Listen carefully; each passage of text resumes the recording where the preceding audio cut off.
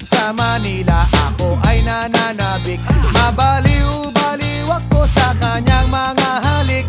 Okay lang di maiwasan na mamiss paminsan-minsan, pero pag kami nakita aking panggigigilan, di ko siya titigilan when she comes. Di ko siya titigilan when she comes. Di ko siya titigilan, di ko siya titigilan, di ko siya titigilan when she comes. Kay ganda ng aming samahan at walang nanlalamig, mas pa sa mag-asawa ang aming